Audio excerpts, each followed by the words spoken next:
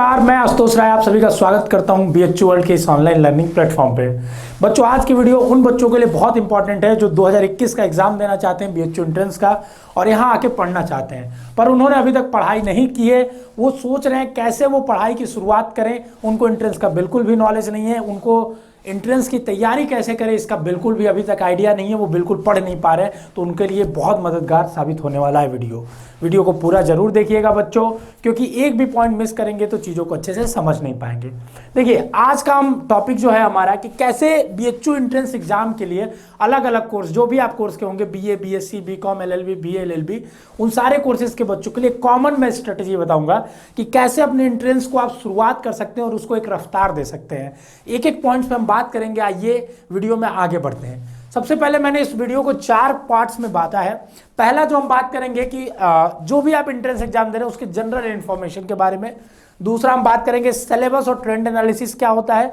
और तीसरा previous year paper को कैसे हम यूज कर सकते हैं अपनी तैयारी में एक अलग बूस्ट लाने के लिए। और चौथा हम बताएंगे आपको मास्टर प्लान, जिसकी मदद से आप एंट्रेंस आसानी से क्रैक कर सकते हैं, जिसको आप स्मूथली फॉलो करते हैं तो आपकी पढ़ाई में अड़चन कम आएगी और तैयारी के आप सिलेक्शन के करीब पहुंचते जाएंगे। तो एक एक पार्ट को हम डिस्कस करेंगे अच्छे से। आइए सबसे पहले हम बात करते हैं जनरल इन्फॉर्मेशन।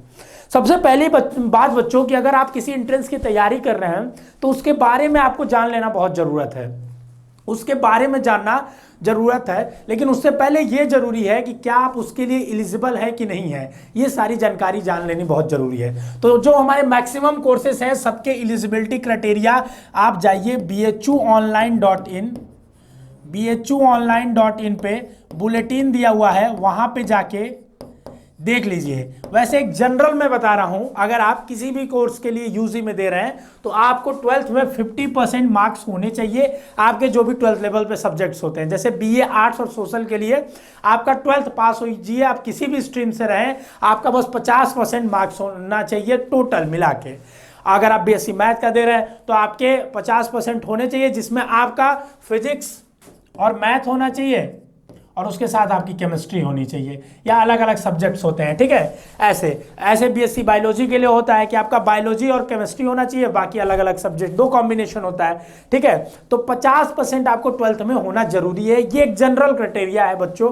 ठीक है, और ओबीसी के लिए, जनरल के लिए मैं बता रहा हूं, ओबीसी के लिए 5% का रिलैक्सेशन दिया जाता है, जो कि आपका 45% है। मैं एक ओवरऑल जनरल बता रहा हूं, डिटेल हर सब्जेक्ट्स का हमने बताया है। प्लेलिस्ट में जाइए, वहां पे हर सब्जेक्ट का डिटेल एलिजिबिलिटी, डिटेल सब कुछ पड़ा हुआ है। मैं ओवरऑल एक आइडिया बता रहा हूं कि जब आप प्रिपरेशन करना स्टार्ट करें कोई भी एग्जाम की तैयारी, तो उसकी पहले एलिजिबिलिटी को समझें कि क्या आप एलिजिबल है कि नहीं। कई बच्चे एग्जाम दे लेते हैं, उन्हें पता चलता है कि वो एलिजिबल ही नहीं है। ठीक है, और एससी एसटी के लिए कोई भी परसेंटेज का दायरा नहीं रखा गया, आप बस पास हो मतलब 33% हो, एक्सेप्ट एलएलबी और बीएलएलबी कोर्सेज में। इसमें आपको 40% एससी एसटी को भी चाहिए। कितना परसेंट चाहिए बच्चों? 40% चाहिए।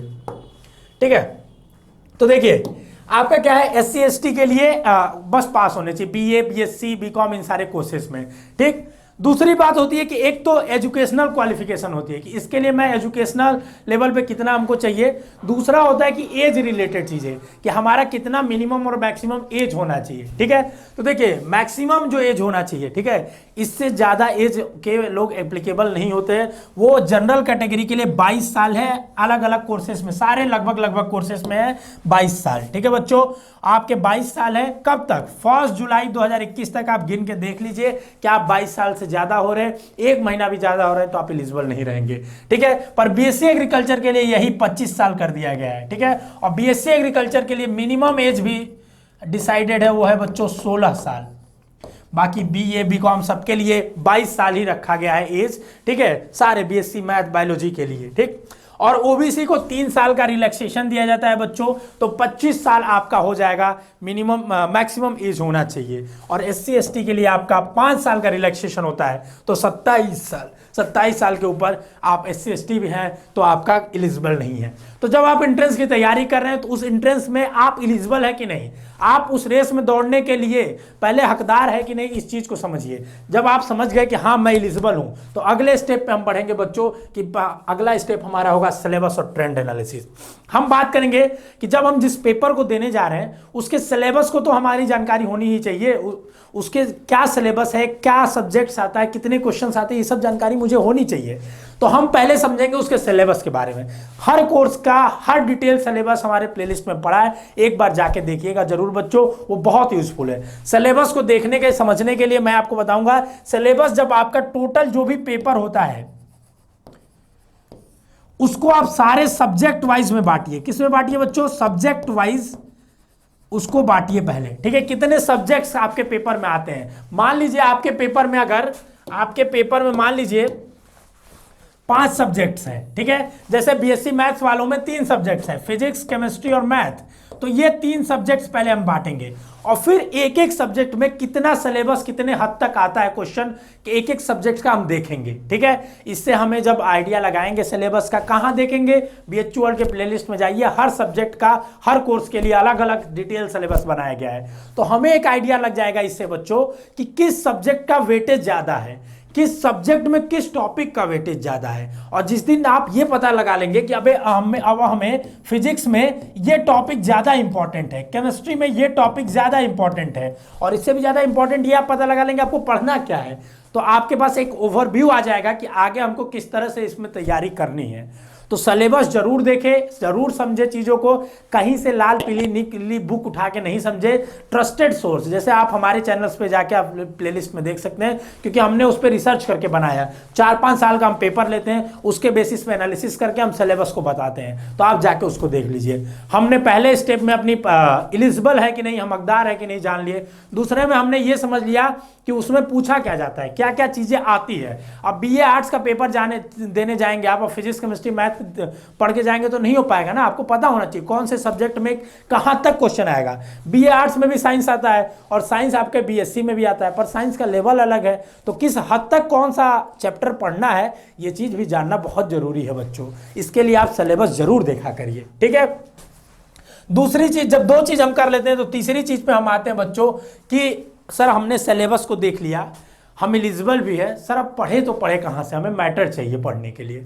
तो देखिए, पढ़ने के लिए आपके पास 2 ही चीज़ होता है, या तो आप ऑनलाइन कहीं से कुछ भी पढ़ लें उठा के, या आप बुक्स से पढ़ें। किससे? बुक्स सबसे बेस्ट होती हैं पढ़ने के लिए, ठीक है। पर कोई भी ऐसी प्रिस्क्राइब्ड बुक नहीं है बीएचयू एंट्रेंस के लिए, खासकर जो किसी भी बीएससी या बीए या किसी एंट्रेंस के लिए, बीकॉम के लिए, जो आप पढ़ लें तो पूरा प्रिस्क्राइब्ड हो, हर एक सब्जेक्ट वाइज, चैप्टर वाइज हो चीज़ों को, ठीक है। कोई भी मार्केट में जितनी आपको लाल पीली नीली करके किताबें मिलेंगी, सब वाहियात है, सब फालतू है बच्चों, मैं गारंटी देता हूँ। हमने देखी है, हमारी पूरी टीम ने देखी है उसको, ठीक है। हर सब्जेक्ट के टीचरों ने देखी है, क्योंकि उन्होंने ऐसे ही कहीं से क्वेश्चन उठा के, कई को तो पैटर्न ही नहीं पता है, 150 क्वेश्चन की जगह 200 क्वेश्चन दे रखे उन्होंने पेपर में, तो वो क्या बताएंगे सही से आपको बुक्स के बारे में। तो बुक्स मैं ये सजेस्ट करूंगा आप सब्जेक्ट वाइज बुक्स प्रीफर करें। जैसे अगर आप बीएससी के बारे में पढ़ते हैं, जैसे बीएससी में मैथ्स बायो पढ़ते हैं, तो फिजिक्स, केमिस्ट्री, मैथ पढ़ेंगे बीएससी वाले, और इसकी जगह बायोलॉजी पढ़ेंगे। तो आप सब्जेक्ट वाइज बुक को प्रीफर करें कि फिजिक्स के लिए कौन सी बुक लगाएंगे, केमिस्ट्री के लिए कौन सी बुक लगाएंगे, ठीक है, बायोलॉजी के लिए कौन सी बुक लगाएंगे। तो बुक्स पढ़ने का क्या तरीका है बच्चों? एक कोई बुक ना पढ़ के एंट्रेंस के लिए आप सब्जेक्ट वाइज बुक को जब प्रीफर करेंगे तो डिटेल में अच्छे से सब्जेक्ट की पकड़ हो जाएगी आपकी। तो क्वेश्चन कितना भी दाएं बाएं घूमेगा, पकड़ के आप उसको ला देंगे गियर में और अच्छा उसको कर ले जाएंगे, कभी क्वेश्चन आपसे गलत नहीं होगा, ठीक है। तो जब भी पढ़े आप बुक से तो क्या करें, आप सब्जेक्ट वाइज प्रीफर करें बुक का। सर लोगों ने बुक बताई है बीए में, बीएससी में भी हमने बताई है, वैभव सर ने बताई है, उसको प्रीफर करिए। फिजिक्स में, केमिस्ट्री में, बायोलॉजी में, एग्रीकल्चर में, हमने सब में आपको बुक बताई है, ठीक है बच्चों। उसको आप जाके एक बार देखिए। आपको सब्जेक्ट वाइज बुक मिली है, नहीं मिलती है तो एनसीईआरटी पढ़िए, बेस्ट है एनसीईआरटी। थोड़ा कठिन पड़ेगा आपको समझने में, पर पढ़ सकते हैं, ठीक है। बाकी कोई एक बुक ऐसी नहीं है जिसको पढ़ के एक इंटरेस्ट निकाला जाए। जैसे बीएससी मैथ के लिए कोई एक बुक नहीं है जिसको आप पढ़ सके, बीए आर्ट्स के लिए कोई एक किताब नहीं है जिसको पढ़ के आप इंटरेस्ट निकाल सके, ऐसा कोई एक किताब नहीं है। अगर मार्केट में तो वो सही नहीं है बच्चों, ठीक है।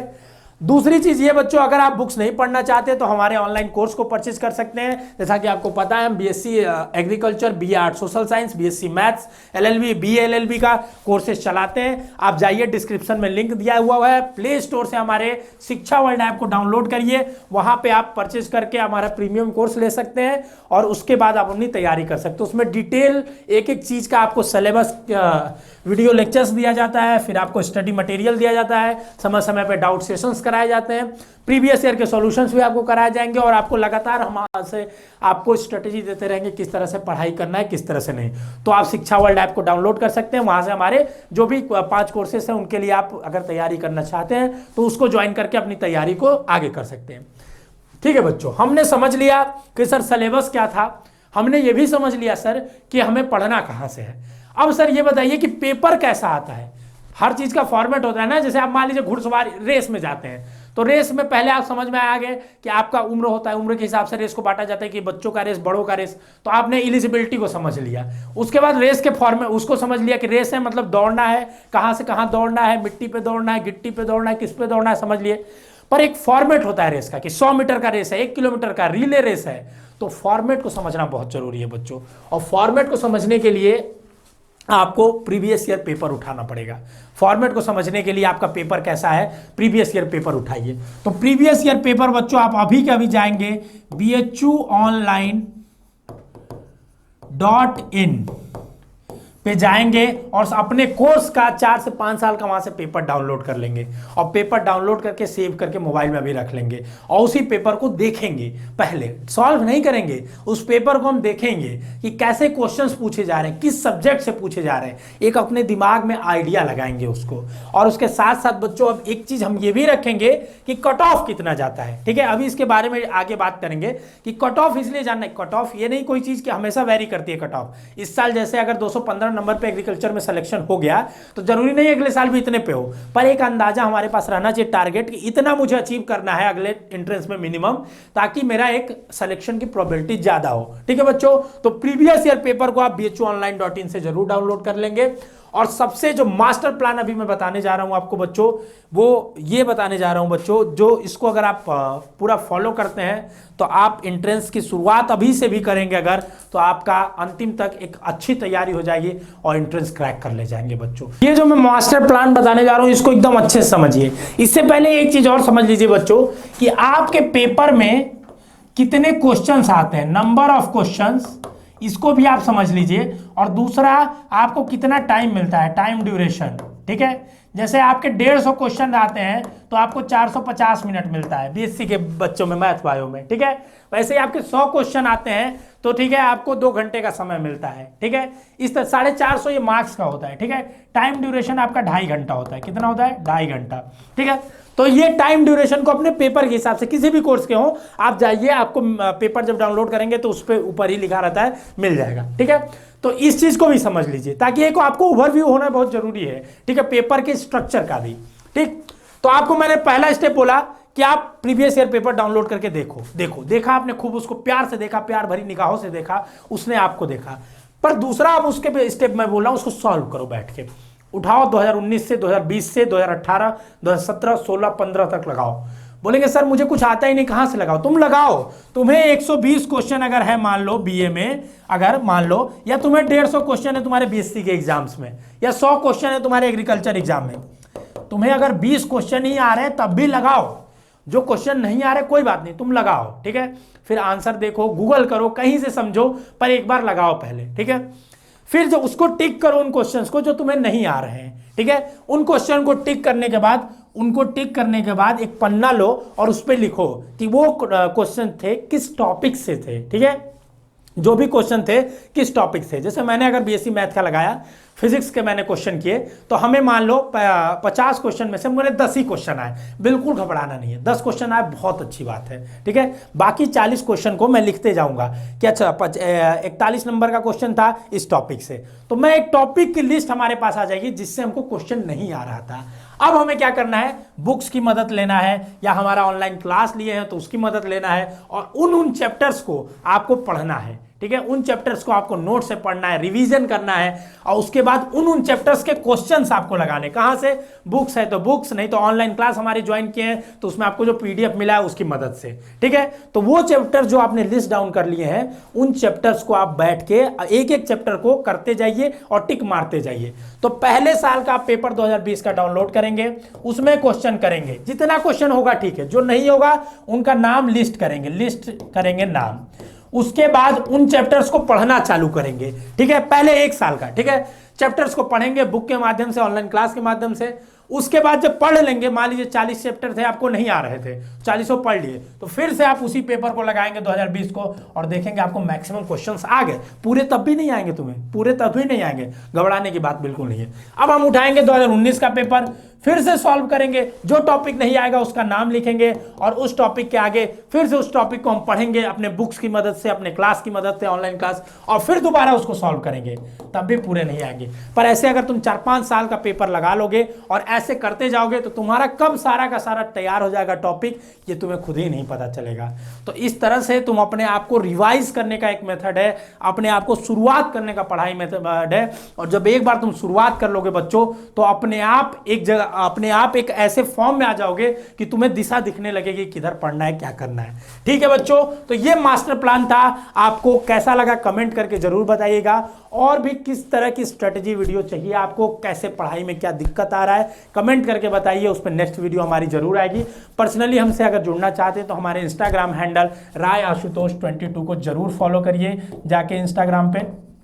हम मिलते हैं नेक्स्ट वीडियो में, तब तक के लिए अपना स्वास्थ्य का ख्याल रखिए और ऑल द बेस्ट बच्चों। मन लगा के पढ़ते रहिए क्योंकि इस बार आपको BHU जरूर आना है।